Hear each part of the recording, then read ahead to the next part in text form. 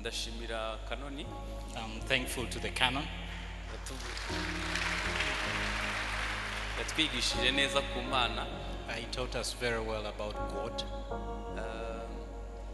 Ntekereza ko twabyumvise. And I'm thinking that we understood what he taught. Kandi nubwo yakongeraho undi kwezi twaba tukiryohewe no kumva Imana. And I'm certain that even if he taught for another 1 month, we would enjoy his teaching. Muri iyi minsi ndi kumwe namwe tuzavuga kuri Yesu. During these days we shall be together, we shall talk about Jesus. Hanyuma uyu munsi umuntu yambajije ikibazo. Today someone asked me a question. Ngo iyo usenze mu izina ry'Imana cyangwa mu izina rya Yesu ngo buriya ngo biratandukanye ngo cyangwa ni bimwe. Someone asked me a question. When you pray in the name of Jesus or in the name of God, are they the same or different? Namusubije mu buryo budatanga igisubizo neza kuko nihutaga. I kind of answered him haphazardly because I was quick to go. Hari ijambo Yesu yavuze ngo ntawuzi umwana kiretse ntawuzi data kiretse uzi umwana. In the word that Jesus says that there is no one who knows the Son or kandi nta n'uzi umwana kiretse uwo data ashatse kumuhishurira. And there is no one who knows the Son but does not know mu ijambo rimwe byose ni kimwe. And I told them that is the same. Hanyuma nituvuga Imana tukavuga Yesu tukavuga umwuka wera n'ibindi byose bigize Imana. So when I talk about the Holy Spirit or Jesus or God, it's the same thing. It's all about God. Mbahaye ikaze mu mwanya wo kumva ijambo ry'Imana. I will come into the time of the word. Yohana 14:6. John chapter 14:16. Nari guhera ku murongo wa mbere nuko ntifuza gukoresha umwanya munini. I wish to start from the first verse because of a long time. Nagira ngo mbasabe nimugera mu rugo muze gusoma ico gice cyose. But I will request you to read it when you get back home. Nafashe mu murongo wa 6. I will use verse 6. Kubera ko uhura neza n'intego yacu y'icumweru. Because it speaks directly to the theme that we have. Yesu ni inzira n'ukuri n'ubugingo nibyo tugiye kwiga. Jesus is the way. Is what we're going to learn. Uyu murongo uravuga ngo Yesu aramusubiza ati ni nge nzira n'ukuri n'ubugingo nta ujya kwa data ntamujyanye. Amen. And it reads, Jesus told him, I am the way, the truth and the life. No one can come to the Father except through me. Inzira n'ukuri n'ubugingo bikubiye muri Yesu. The truth, the way and the life, they are all in Jesus. Nushaka ufate ko Yesu akubiyemo byose. If you want, you can just say Jesus is all. Imana yafashe ibintu byiza byose ibishira muri Yesu iramuduha. God got every other good thing and put it in Jesus. Hanyuma twe tumubonamwo mwo bike kandi akubiyemo byose. For us we see very little and yet Jesus has everything in him. Ntabwo nzi niba ndi bubone urugero nabaha rwatuma mubyumva neza. I'm not so certain whether I can give you a very specific example for your understanding. Reka ntange urugero. Let me give you an example. Hari abantu bagira ubushobozi akagura telefone ihenda. There are some people who have enough money to buy a very expensive phone. Hari telefone zishobora gukora nk'ibyo iriya kamera iri gukora. There are some phones that can do what that camera is doing. Hanyuma nyirayo akaba azi kwitaba gusa. But there are some people who just know how to use it for akaba ashobora calling gukoresha WhatsApp and can use WhatsApp. kandi telefone ishobora kuduha amashusho meza kuruta And yet that phone can give you these such good hanyuma telefone photos. akazarinda yirambirwa cyangwa ikazarinda ipfa ataramenya ibyo telefone ikora. And that phone gets too old and even dies without even knowing what the strength it has. Urundi rugero rwa kabiri, The second example, ubwonko bw'umuntu the brain of a human being bushobora kuba bukoreshwa ku kigero gito ukurikije ibyo bubasha gukora. it might be used at a very low percentage Hanyuma depending on umuntu what it's akajya supposed to do. kubwira ko hari ibintu byamunaniye gukora kandi ubwonko bwe bubishoboye. And then someone says there are things that have failed to do and yet the brain is able Ndiho to do ndavuga it. ukuntu Imana yafashe ibintu byiza byose ikabishira muri Yesu akamuduha twe tukabenefisia ibintu bike. So when I say that God got all good things and put him in Jesus and yet for us we only get a few. Reka ntange urundi rugero. Let me give you a third example. Moteri itanga amashanyarazi the generator that supplies electricity, ishobora kuba yakwarimanta nk'igiporoso cyose. it is possible that it can light the whole Giporoso. Hanyuma twe tukayicomekaho mikrofone gusa ibyuma biriya, And yet for us we can only use it for the tugahora instruments tuzi here. ko ubushobozi bwayo ari ubungana n'uru rusengero gusa. And we keep on thinking that it can only use for only this Muri church. Yesu hakubiyemo ibintu biruta ibyo twe dutekereza. In Jesus Christ there is more than what we can think about. Iyo avuze ngo ni inzira n'ukuri n'ubugingo, nabwo abavuze bike ukurikije ibimurimo. When he says he's the way, the truth and the life, he's just spoken a little bit depending on what is Birasa happening. nkaho kuri Yesu twabenefisiye imbabazi gusa, It's like in Jesus we only got the mercy. ariko Yesu ntatanga imbabazi zonyine. But it's not only mercy that he gives. Akiza n'intimba z'umutima. And even heals the mentions of the heart. Aguhindurira igisekuru ukaba umwami n'umutambyi mu bwami bw'Imana. He changes the generations and generations to be a better. Ashobora kuguha kuri we ushobora kubonaho ibyo utabonye mu gisekuru uvukamo. You can get what you did not get in your earlier generations. Muri Kristo dushobora guhishurirwa icyo twaremewe tukanagikora. We can know what we were created for. Muri Kristo tumenya abo turi bo. We know who we are in Jesus Christ. Muri Kristo tubasha kwera imbuto. We can bear fruit in Jesus Tumenya Christ. impano zacu n'imihamagaro yacu. And God has given us our calling in Jesus Muri Christ. Kristo harimo byinshi biruta ibyo twe tuzi. In Jesus Christ there is much more that we Hari can think umugabo about on umwe earth. nubaha cyane yitwa Paulo. There is a man that I respect so much, Yagize Paul. amahirwe yo kujya mu ijuru rya gatatu. He Yagiye mu ijuru rya gatatu. he went to the third heaven. Noneho yagarutse avuga ngo menye n'imbaraga ze nshushanywe n'urupfuko. He came back saying that I want you to know the depth of his love. Muzi ikibazo nagiranye n'uwo murongo? Do you know the question that I had with that verse? Naribajije ni iki Paulo yaje ashaka kumenya kuruta icyo abonye mu ijuru rya gatatu. What is that Paul wanted us to know that is more than he saw in the Uko third wegera heaven? Imana niko ugenda urushaho kugira inyota. Knowing God, you just get more thirsty of knowing him Iyo more. umenye bimwe biri muri Kristo kuye no kugira amatsiko yo kumenya ibikurikiyeho. When you know what is in Christ Jesus, you now get more anxious to know what is even there. Ikintu nzi nuko tuzarinda tuvina tutararangiza kumenya ibimurimo byose. What I know is we shall leave this earth without knowing the true entirety of what is in him. Hanyuma Bibiliya yatubwiye ngo Yesu ni inzira. But the Bible has told us that Jesus is the way. Yesu ni inzira ku bantu batangira urugendo. Jesus is the way for those who are on the journey. Ndavuga ku bakijwe ari bwo bwa mbere. I'm talking about those who got saved. Ariko ni n'icyapa kiyobora abayobye. And again is the way for those who have traversed out of the way. Ushobora kuvuga ibintu byinshi kuri iyi nzira. I can talk about a lot of things about the journey. Ariko ngenda ndashaka gutinda kuri iki kintu kimwe. But I'm going to spend more time on this one. Dukwiye kwitondera uburyo twinjira muri iyi nzira. We need to be very cautious as we go on this journey.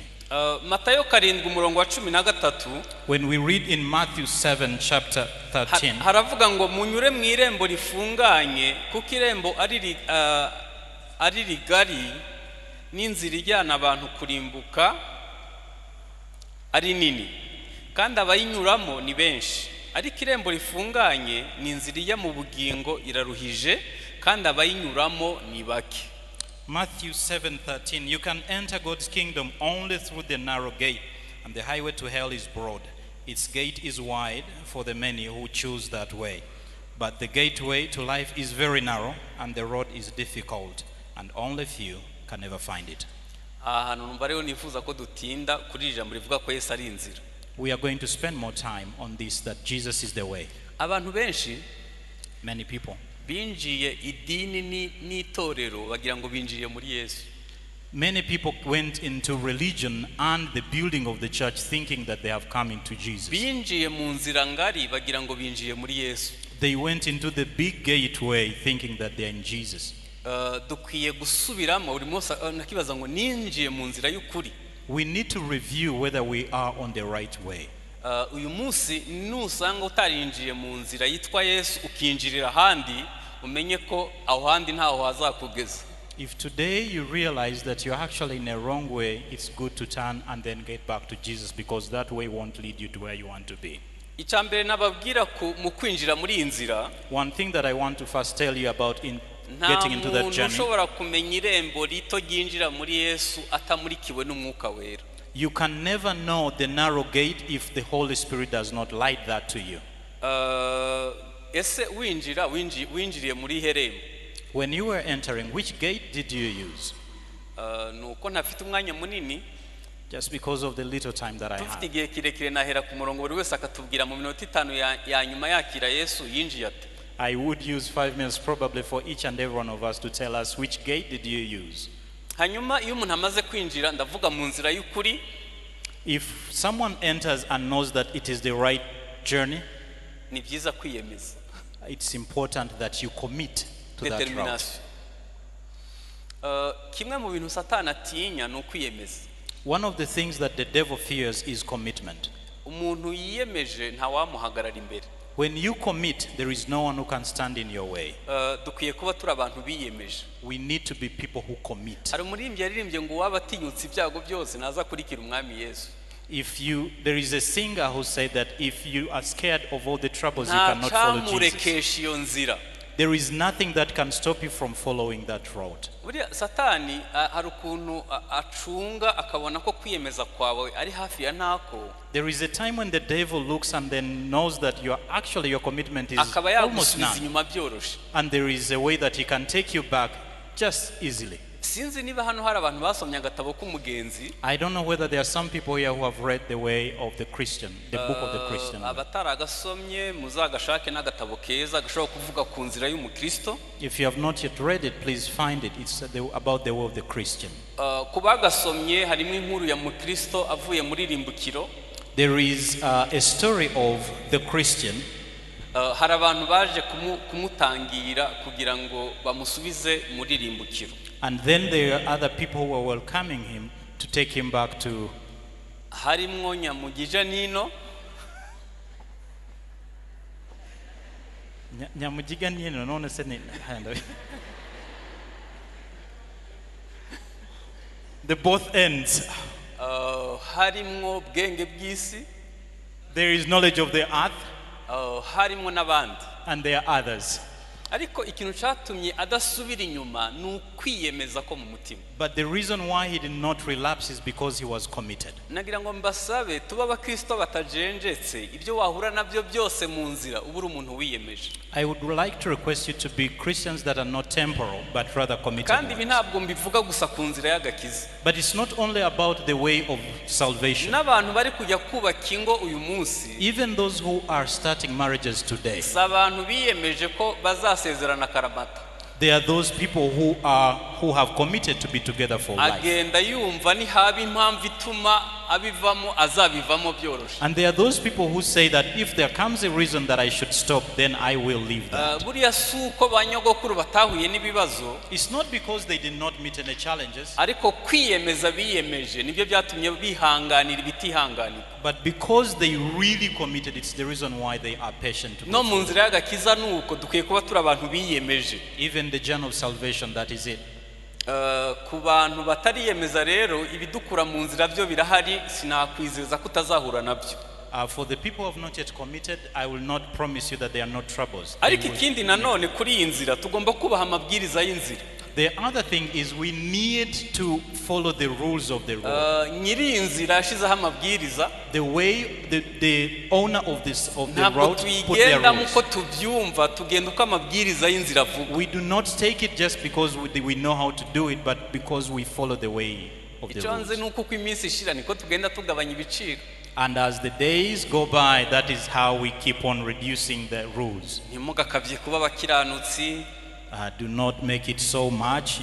Buri Imana ireba mu mutima. You know Jesus sees the heart. Intungane bwira icumuye karindwi. And if you know the righteous, they are 7 out of 10. Hari ukuntu tugenda tugabanya ibiciro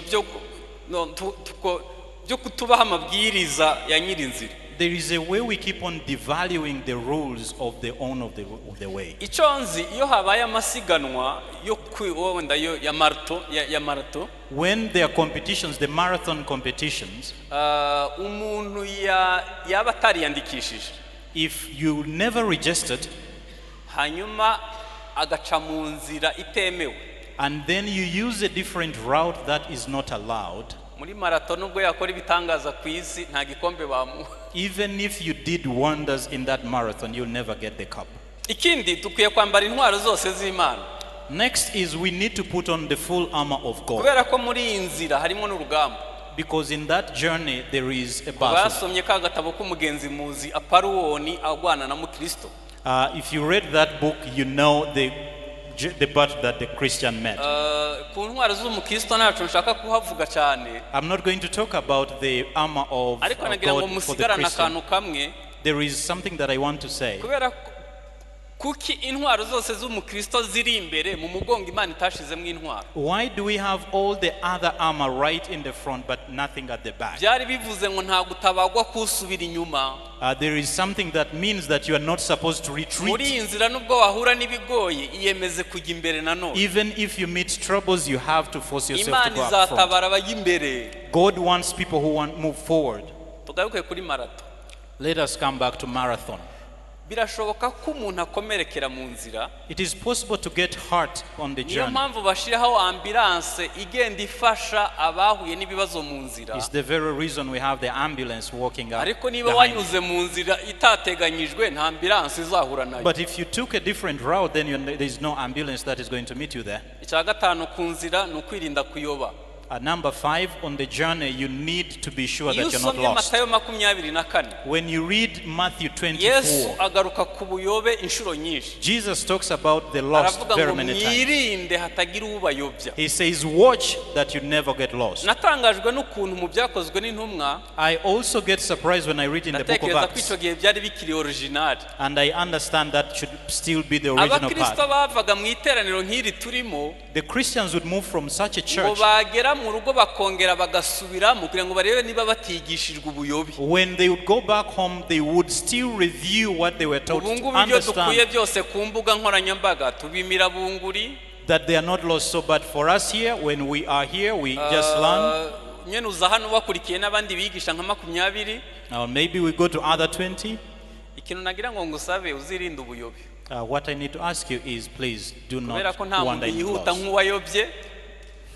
Nta muntu yihuta nk'uwayobye. Because we know there is no one who moves faster as someone who is lost. Kandi uwayobye akwemeza ko ari mukuri. And the one who is lost always tells you that I am really doing the right thing. Hari igihe uzasanga urimo gukoresha imbaraga zidakenewe. And sometimes we may use unnecessary power. Mwirinde hatagira ubayobye.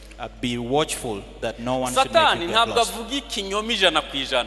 The devil does not speak a lie 100%. Avuga 97 y'ukuri akagushiramo ikinyoma ca 3%. He speaks 97% truth and then 3% of a lie. Ariko we abazi ubwo burozi aguhaye ico buzakora. But for him, he knows that poison that he has given you and what it will do. Dukwiye kwirinda kuyoba uko ariko kose.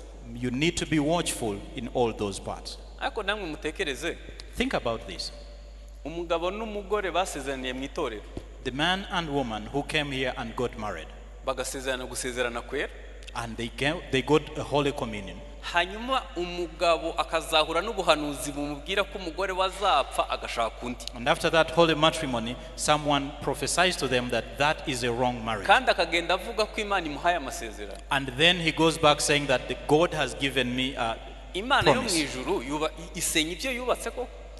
Can God destroy her what he has built? Ntabwo nibaza ko Imana yavuga ibintu nk'ibyo. I doubt if God can say such things. Kandi ibyo ni urugero rumwe ntaze hari ubundi buyobe bwinshi tubitse. That is one example, but there are other things that we as well know. Mwirinde hatagira ubayobya. Be watchful that you should not lose the way. Muri aka karere k'ibiyaga bigari. In this continent, turasa nkaho kuraguza ari umwuka wahinduye gusa aho ukorera mu rusengero kera wakorera hanze. Witchcraft, it's like it has changed the way it used to work from some time back. It used to work outside, but now it is in the church. When you see the way Christians are now going towards that, there is an example I always like giving. There is a time I was invited to preach somewhere. It was taking the whole day. And then I was like the third preacher. And And then I found someone who was already teaching. igihe yari ari kwigisha nasanze amatsinda menshi hanze bari kuganira ibindi bintu. When I came in, I saw different groups standing outside talking about uwo different things. mwigisha akirangiza kwigisha hahaguruka umuhanuzi And then immediately after the teaching, someone started prophesying. avuga cyane ko bamashiti mwumva uko Uwiteka avuze. And then he started saying, hear what the Lord is saying. natangajwe nuko bantu bari mu matsinda hanze baganira ibindi binjiye bakenda gucurugi bagiye kumva uko Uwiteka avuga. And then other people who were outside started coming in as if they are going to break the door because they wanted to hear. rivugwa byo harimo kuvugana. And then the question is, when the preacher was speaking, who was speaking? twemera ko impano z'ubuhanuzi zikora. We believe that God still speaks and he speaks in our church. ariko mwirinde hatagira ubayobya. But again, be watchful that someone should not misdirect. muri iki gihe u Rwanda riri kunyura ahantu hakomeye. muri iki gihe igihugu kiri kunyura ahantu hakomeye. We know when our country is going through tough times. nabonye abahanuzi benshi kuri YouTube. I have seen a lot of prophets on YouTube. ni gute tutamenya Imana izi Desire haba nahatuye. God knows what Desire wants. kuki takuyobora kumbwira icyo Imana yagutumye kumbwira ukajya kubivugira kuri YouTube? Why should God not send you to me directly? Why should you speak about this on YouTube? ni gute umuntu ahangara abayobozi b'igihugu? How can you fear not the leaders of the country? kuri YouTube. And then you start prophesying on YouTube. kuri ngewe harimo igisobanuro kimwe. To me, there is one explanation for that. iba yari ni impano itarezwe. If that is a gift that God has given kandi you, ingaruka then zo probably kwirera zikora ibibi byo byose. you have not been mentored into that. mwirinde hatagira ubayobya. Be watchful that no one should lead you astray.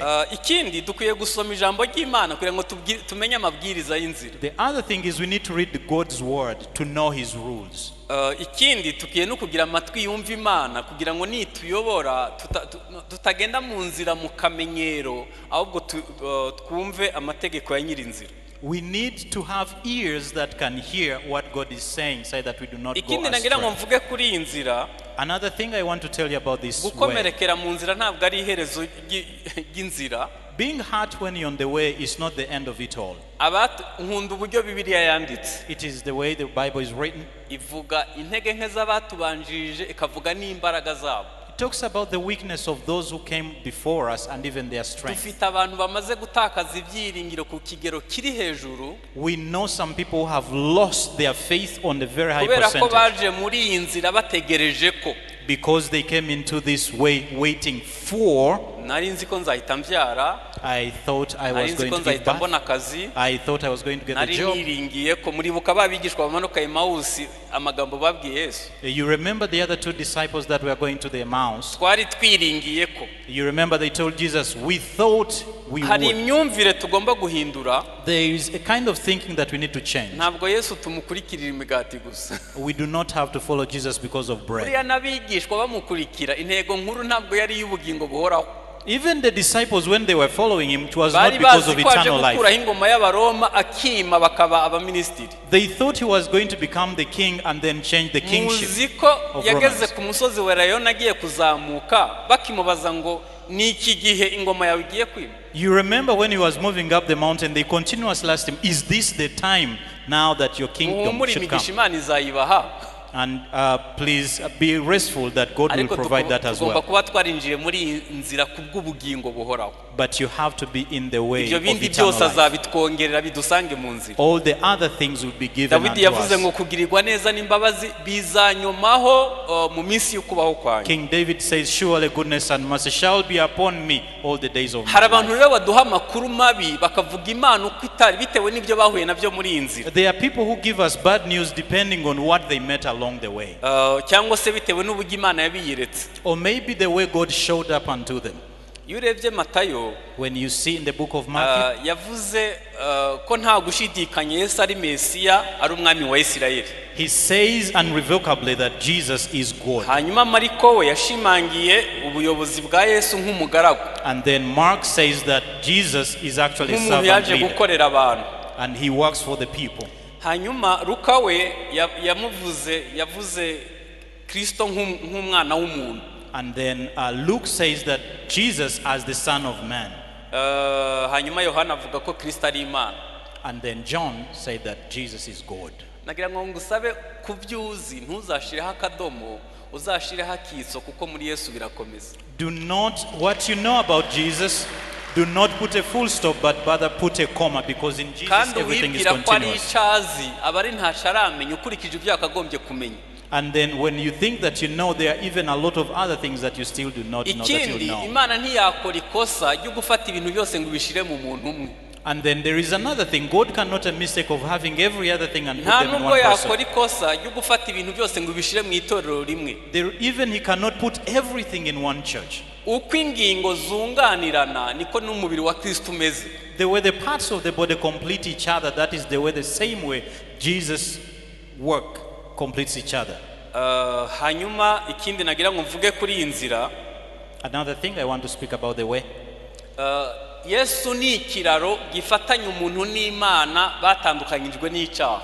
Jesus is the bridge that connects man and God, separated by sin. Muri Yohana 14:6 twasomye havuze ngo ni inzira n'ukuri n'ubugingo.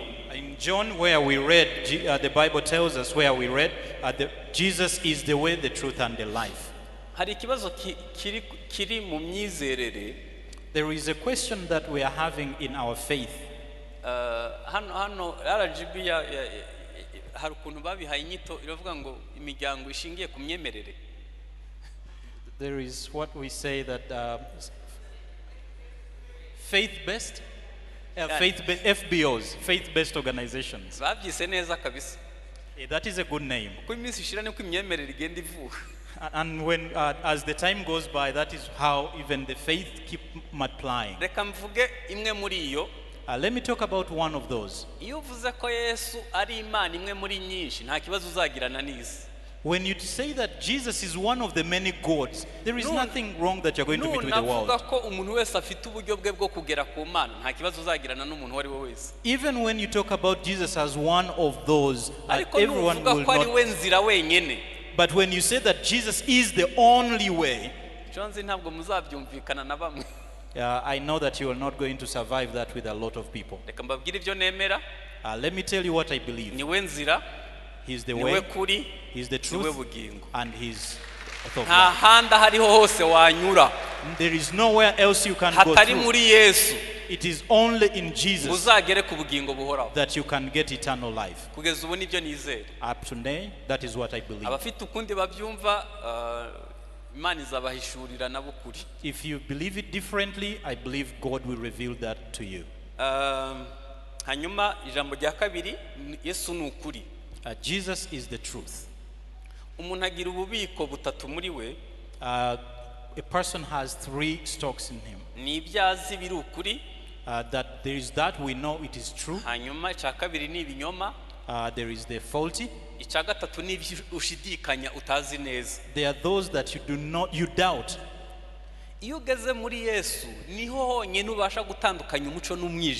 When you are in Jesus, you can separate light and darkness. You can separate the lie and the truth. And then Jesus helps you to choose. You remember the time when Pilate was ruling against Jesus? He asked him, what is the truth? There is someone who doesn't know in here, someone who doesn't know that adultery, fornication is bad. Is there anyone here who doesn't know that drunkenness is bad?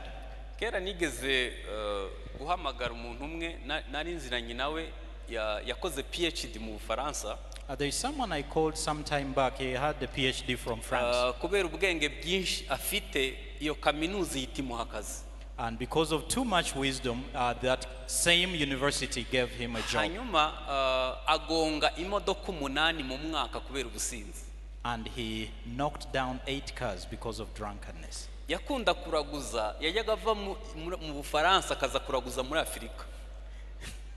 He loved witchcraft, that he would come from France and come to Africa to do witchcraft. Was very smart. ariko bamwirukanye muri iyo kaminuza kubera ubusinzi. And then he was chased away from that university. Noneho muhuza n'undi muntu twari tuzinanye yari umusinzi wo mu Bugesera. And then I connected him to another drunkard who was in Bugesera. Utagira ikabutura yambara. Who did not even have a shorts to put on. Kugira ngo bamuvumbye mu kabare abanza kubyina akabyina n'amakuru akabyina indirimbo hajyamwa n'amakuru n'ayakabyina. In order for him to be given something to drink, they would tell him to first dance, and even when the news would come up, he would still dance. Yari yarashizemwo uwo munyabugesera kubera ubusinzi. And all the teeth were out because of drunkenness. Uwo munsi rero tugereranya umusinzi wo mu Bufaransa n'umusinzi wo mu Bugesera dusanga bose nabase. And then now we are comparing the drunkard person from France and the one who is in Bugesera, but they are all drunkards. Iyo tuvuze ngo Yesu ni ukuri, when we say that Jesus is the truth, hari abantu bazi ukuri ariko badashobora gushira mu bikorwa ukuri bitewe nuko Yesu atarabiyereka. There are people who know the truth, but they cannot apply the truth just because Jesus has not yet applied that to them. Ibyo mvuze ntimubishakire mu bantu wenda batize.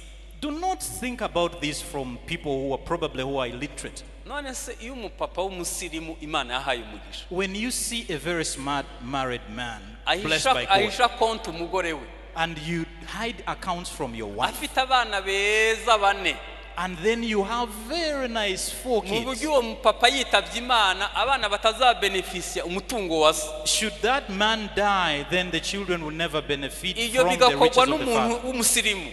That is being done by someone so smart and light. Ubu tuvuge ko azi ukuri koko. Do we say that that person knows the truth really? Azi ukuri adashobora gushira mu bikorwa. He knows the truth, but he cannot put it into Nawe ashobora action. kuvuga nka Pilato ngo ukuri ni iki. That is the same way, but asking like Pilate, what is the None truth? se Pilato yabaza cyo yirengagije ibyo umugore yamubwiye. You really think that Pilate was not sure of what Jesus was Yaramubwiye ati saying? uyu muntu n'umukiranutsi ntiwishireho amaraso. And you remember what the other person told Pilate, that do not cast that guy because the blood will be on your hands. Birangira mutanze ngo apfe. But remember that his same hands are the ones that gave him out to die. Nukuri kungahe kwavugiwe hamagaze. Nukuri kungahe kwavugiwe hamagaze. How much truth has been spoken here where I'm standing? Ariko kwatunaniye gukora. But we have failed to do it. Iremeraho mufite urubanza rutugwa abandi bantu bose. Iremera mufite urubanza rutugwa abandi bantu bose. Yeah, naingize ubwoba bwo kubivuga. Remera, you have a very big judgment upon you because of the truth that has been spoken. Bakomeye kabisa. Because in this place there have come a lot of strong preachers. Ibintu byavugiwe hano ahamagaze. In this place a lot of things have been said. Iyo bivugibwa Sodom. If they were said in Sodom, abantu b'Sodom bari gukizwa. people of Sodom would have received Ibintu salvation. byavugiwe hano. People who have said things here. Iyo bivugirwa mu Migina. If these words would be spoken somewhere in Mijina, Abenshi baba barakijijwe. a lot of them would be saved. Ariko turabyumva. But we hear them, tukimyoza, and we jeer, tukababara tukibyumva, and then we feel morose when we hear the words. tugakomeza kuba babandi. But then we continue being the same. Simvuga mwebwe ariko. Maybe it's not you. Nurugero natangaga. It is an example I was giving.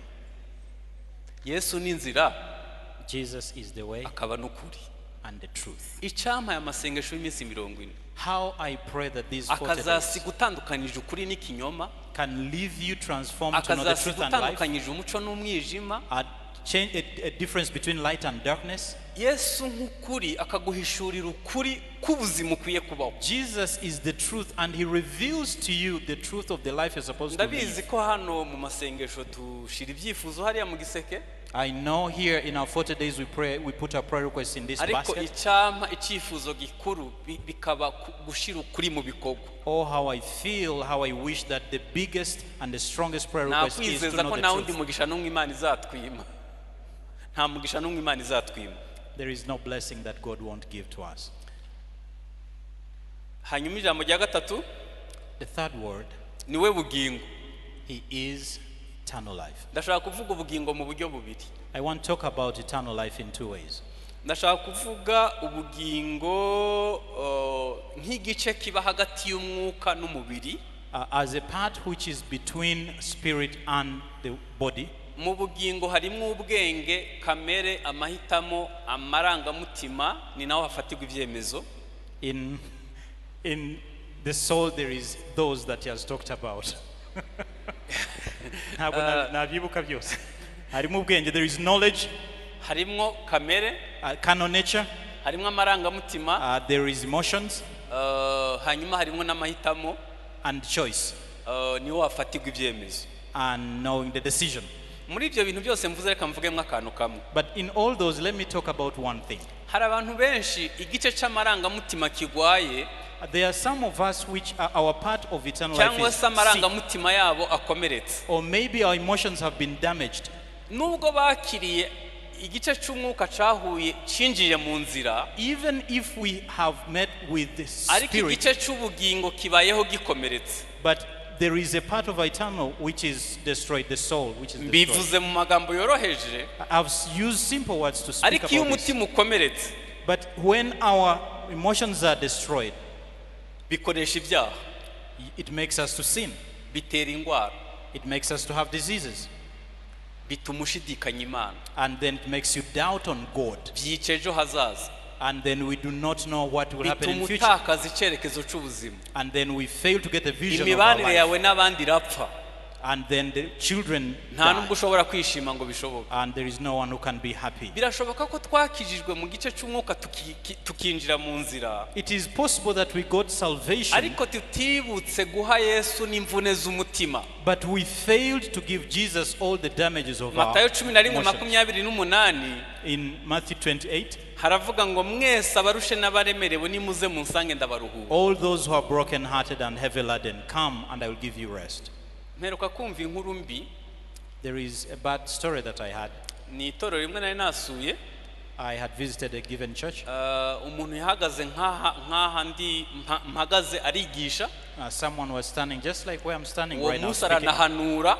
And that same day he prophesied. Atashe nimugoroba ariyahura. Atashe nimugoroba ariyahura. When he went back home, he committed suicide. Byarambabaje. I was downcast because of that. Aho umuntu agera ku rwego yiyambura ubuzima kandi avuga ko afite Kristo muri we. Up to a point when someone commits suicide while still prophesying that I have Jesus. N'izindi ngero nyinshi. I can tell you very many other things. Mu mahugurwa amwe dukora, some of the trainings that we do, haba mu rubyiruko cyangwa mu bubatsi ngo, in the youth or the single, hari ubwo nkunda kubabaza ibibazo bimwe byoroheje. Sometimes I ask some questions. Nkababaza hari umuntu yigeze agira ibitekerezo ku kwiyahura. I always ask, is there anyone who has ever thought about committing suicide? Nagiye mbona imibare iteye ubwoba. I have seen very high rates. Wenda nko mu bana b'urubyiruko. Maybe in the youth. Aho abenshi bavuga ko bagize ibitekerezo byo kwiyahura. Where many say that they have ever thought about committing suicide. Hano ntabwo nabibaza. Probably I will not ask the same thing. Ariko hari abantu barambiwe n'ingo bageze igihe batekereza kwiyambura ubuzima. There are some people who are so tired of marriages that they have thought about committing suicide. Hari abantu mu rugendo rwabo rw'ubukristo bumva ko kubaho ku isi bidafite igisobanuro. There are those who are in the journey of salvation but they do not know their purpose of life. Bafite inkuru nziza. But I have good news today. Mu Yesu akiza harimo n'ubugingo. In Jesus there is eternal life.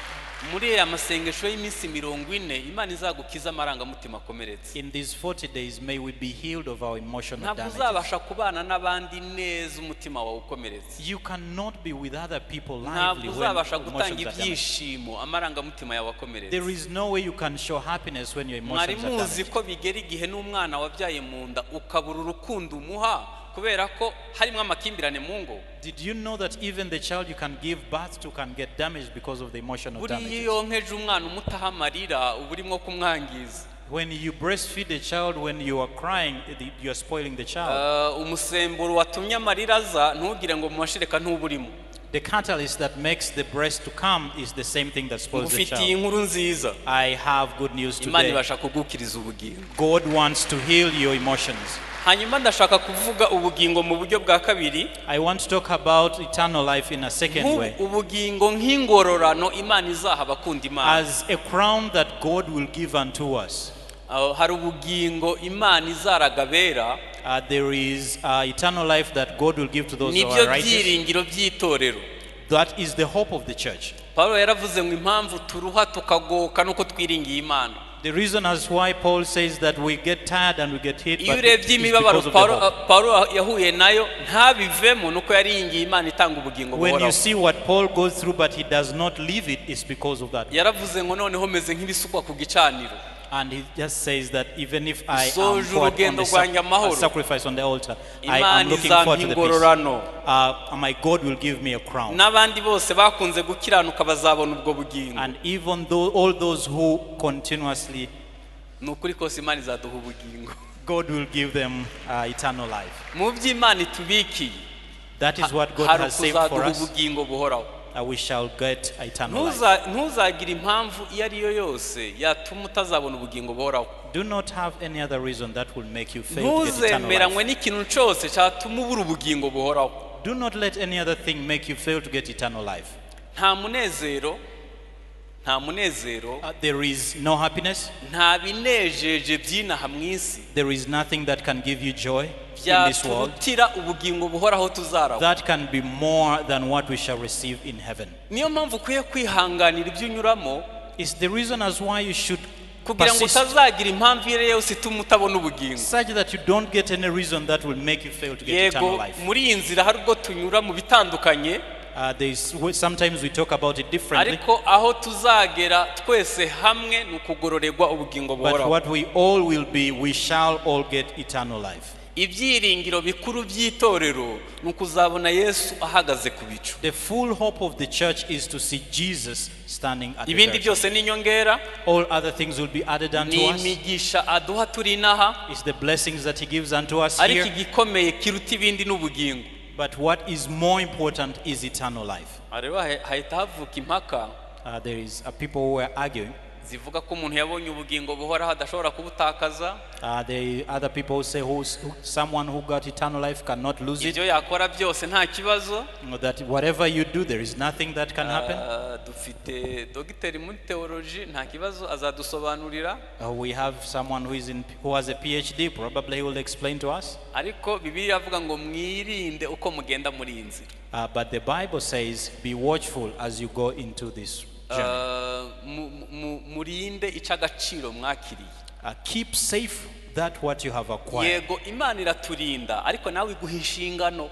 Yes, it is true that God secures us, but God has given us a duty to do. Biratangaje ko abantu benshi bitwara nkaho badategereje ubugingo buhoraho. It is scary that most people take their lives as if they do not know that eternal life exists. Ntabwo dukwiriye guhega ubuntu kubupfusha ubusa. Ubuntu burahenze. Grace is very expensive. Ikiguzi cyabwo ni amaraso yamenye ku musaraba. The price is the blood that Jesus paid on the Kandi cross. intego ikomeye kwabwira ngo azaduha ubugingo buhoraho. And he paid that side that he will give us Tube eternal life. abaraganwa n'abera kubwo kumwizera. That we shall be the heirs of that eternal life. Ndashaka gusoreza aho natangiriye. And I want to get back to the very end from where I started. Yesu ni inzira. Jesus is the way. Ni ukuri. He is the truth. Kandi n'ubugingo. And he is the eternal. Navuze ngo ibintu byose yabikubiye muri we. And I have said that every other thing is in him. Hanyuma twibwije ukuri. If I can let us speak the truth to ourselves here. Umaze kubenefisia ibingana gute kuri we? How much have you benefited from him? Ahari muri aya masengesho ntitwasenga ngo duteze indi ntambwe. Oh, that we shall pray that God makes us take another Buriya mu step. rugendo rw'agakiza ntabwo abantu bageze hamwe. The journey of salvation, not all of us are on the same page. Biterwa n'uburyo wamumenye. There is a way we all do him Biterwa n'uburyo differently. mubana. How we Ariko fellowship with nanone him. haracara andi mahirwe menshi. But then there is also other opportunities. Ibi muri ka gatabo nababwiye kitwa umugenzi. In the other book that I was telling you, Hari umugabo ngo yitwa Nizera buhoro. there is a man who was called Trust Little. Nizera buhoro ngo yageze ahantu ajyama ku Little faith. Thank you. yageze ahantu ajyama ku nzira itemewe. He went and then slept on the road that was not allowed. Ngo ategwa n'ibisambo biramwambura. And then robbers came and robbed him. Ngo bimwambura ubutunzi bwose yari kuzakoresha muri iyo nzira. And every other thing he had, he was to use on the journey was Ariko taken. akazahabu kari gafunyitse ahantu batabashije kwiba. And then there was one small thing that was hidden. none ikibazo uyu muntu yagize And the problem that he had, ngo ntabwo yari azi agaciro ka zahabu, he did not know the value of gold. kandi n'igihugu yari agezemo ngo nta muntu yari azi zahabu icyo isobanuye. And even the country where he was, they did not know what gold is. noneho bamusuhuza ukamuga turaho nizera buhoro, And then they greeted him and said, little faith, how are you? agahita amubwira ngo narambuwe, I was robbed. narambuwe. I was robbed.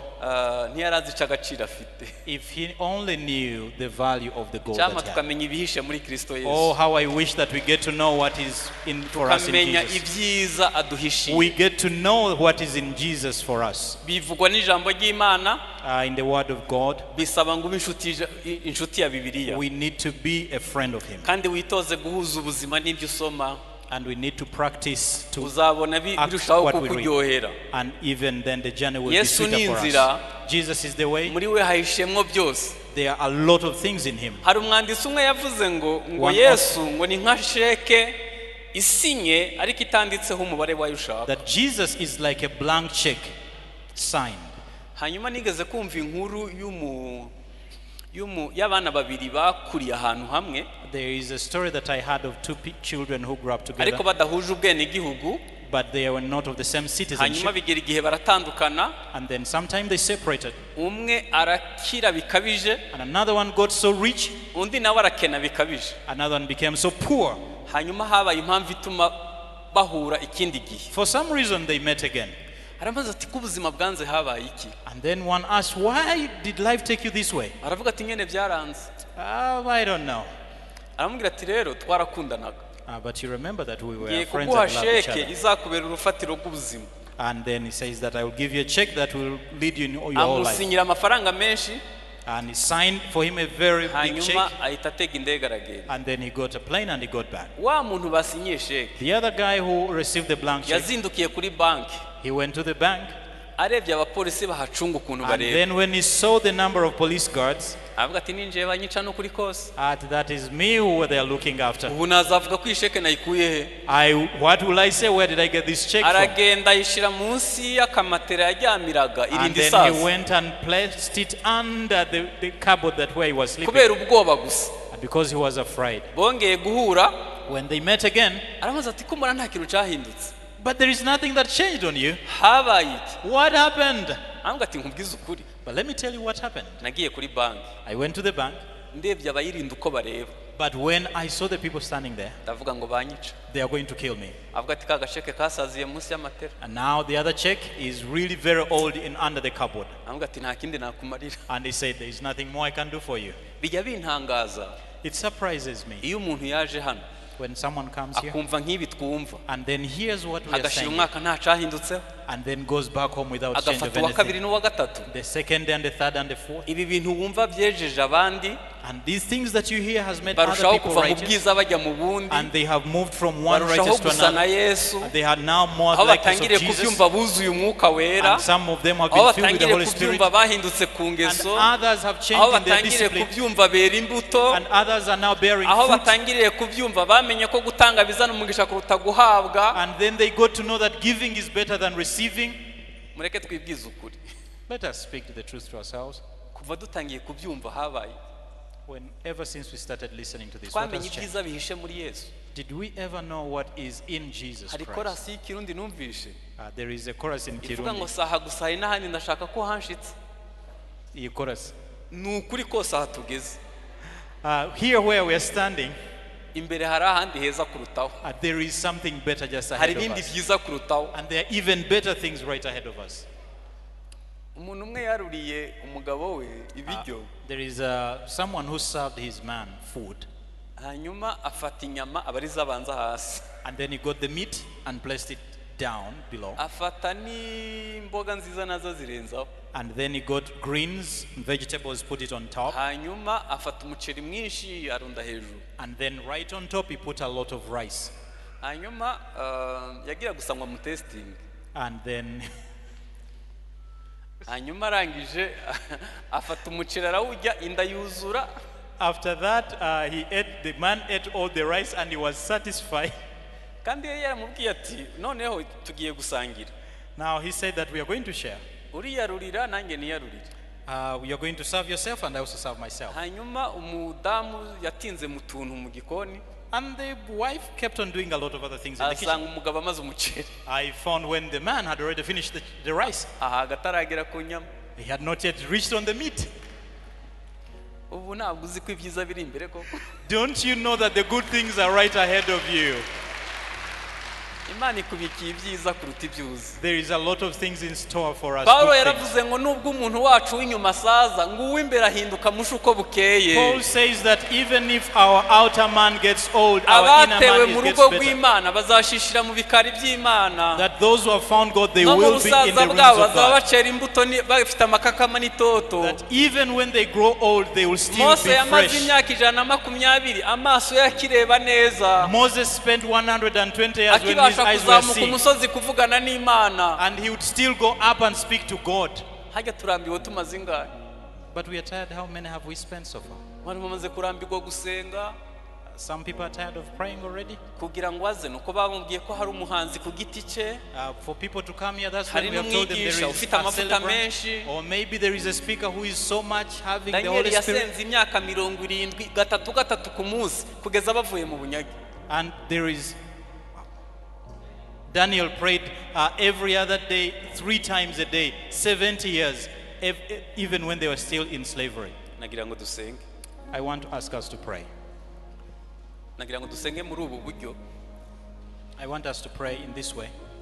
nagira ngo ndebe umuntu ushaka kwinjira muri iyi nzira ari bwo bwa mbere I want to see those who are coming into umuntu this ushaka way guha for ubuzima the bwe first Yesu time.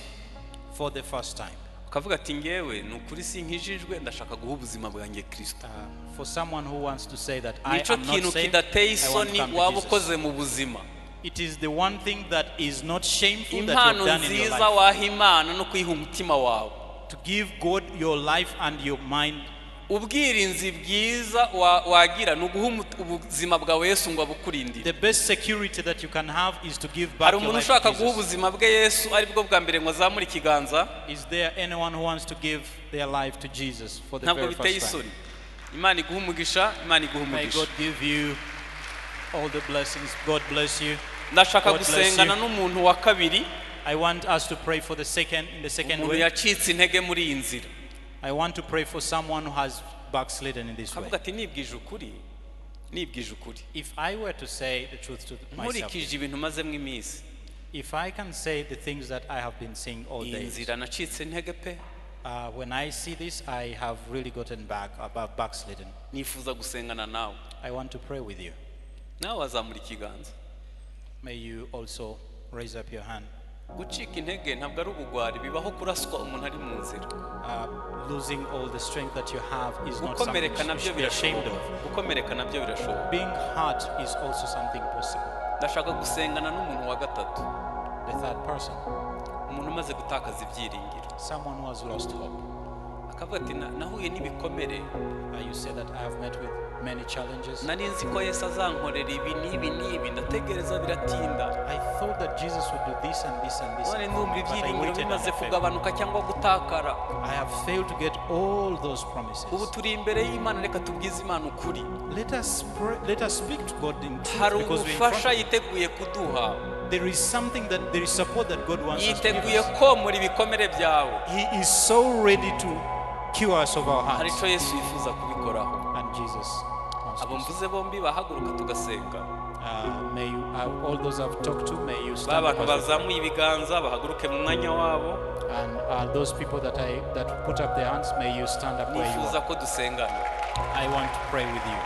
ni ukuri hari ubufasha muri iyi minsi 40 In these 40 days, Imana yiteguye gukora ibidasanzwe ku buzima bwacu there is a lot that Jesus wants ntabwo to iyi do. minsi 40 izadusiga uko twari turi The 40 days will not leave us the way we kandi were. ibi bintu dukora ntabwo ari igipindi dutera abantu ngo bamare kabiri And the work that we do, these are not ni lies that ukuri we are kose just talking. birakora It's true, it works. dufite abahamya b'urupfu rw'umwami There are a lot of testimonies. hari abantu Imana yahinduye ku ngeso There are those who have been hari changed abantu with Imana their discipline. yasubijemo imbaraga There are those who have been hari empowered. abantu Imana yahinduriye ubuzima There are those whose lives have been turned binyuriye mu around gusenga when they have come from prayer. reke dusenge Let us pray.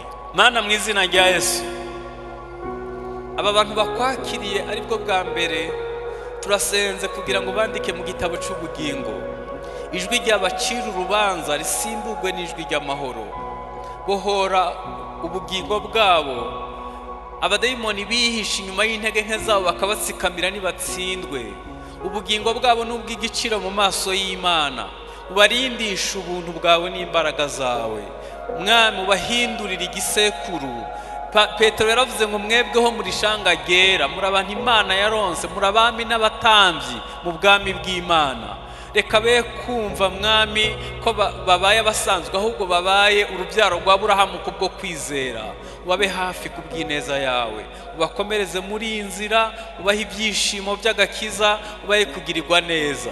Hari abandi bacitse intege bakora amakosa muri iyi nzira, ndasenze kugira ngo biyemeje kugaruka muri iyi nzira. Reka Mwami ubagarure ibihe byiza. Ijambo ryawe riravuga mu Byakozwe no 3:19 ngo mwihane muhindukire, ibihe byiza bibona uko biza. Garura ibihe byiza byo guhemburwa, garura ibihe byiza Mwami. Nibongere kumva zaburi n'ibihimbano by'umwuka bizamuka mu mitima yabo. Turabasengeye Mwami kugira ngo bahemburwe nawe, ubabe hafi Mwami. Mu byo wabambiwe harimo no kudukiza imvune z'umutima. Turasenga kuri uyu mugoroba kugira ngo wowe muri bikomere, niho wakumva amarangamutima y'abantu bawe, niho uzi ibyo banyuzemo, niho ubasha kubyumva. Ubwo wababajwe no kugeragezwa, utabara abageragezwa bose, kuko uzi intimba icyo ari cyo. Ndasenze kugira ngo ubabohore, barindishe ubuntu bwawe Mwami. Kurira kwararira umuntu nijoro, ariko mu gitondo impundu zikavuga. Mwami, ntabwo turarangizanya nawe, uracafite ikindi wakora. Ubwo aba bantu bagihumeka, bagirire neza kubw'ukwera kwawe. Bahuye n'ibicantege, wongere ubakomeze, ubabe hafi Mwami. Uyu mugoroba badusengeye abagwaye bafite indwara zitandukanye. Yewe wangwara we niwumva ijambo ry'Uwiteka, hunga uve mu mibiri y'abantu b'Imana.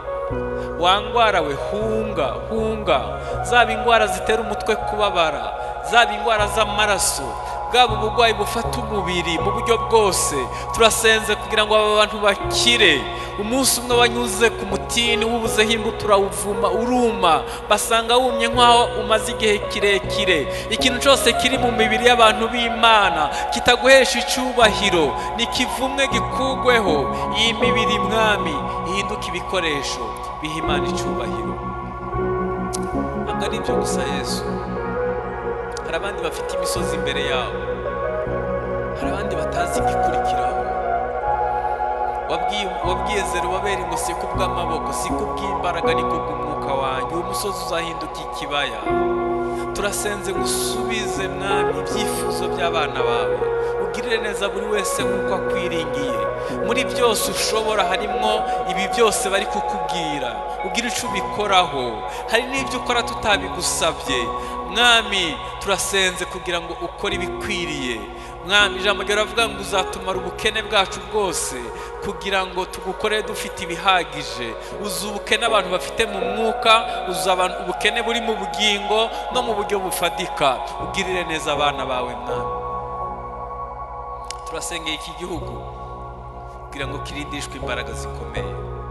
Ubuntu bw'Imana bubane n'inzego z'umutekano, ubuntu bw'Imana bubane n'abayobozi bakuru, ubuntu bw'Imana bufasha abubatsi ingo, ubuntu bw'Imana bufasha abantu mu byo bagerageza gukora bya buri munsi. Turasenze ngo iki gihugu cuzure kumenya Uwiteka. Ubuntu bwawe Mwami busange buri wese mu rwego rwe, agirirwe neza nawe. Turagushimiye kudukunda, turagushimiye imigambi myiza udufiteho, turagushimiye ko utazadusiga, utazaduhana. Muri byose uzakomeza kubana natwe. Ubuntu bwawe bukomeze kwigaragaza mu izina rya Yesu Kristo. Amen. Amen.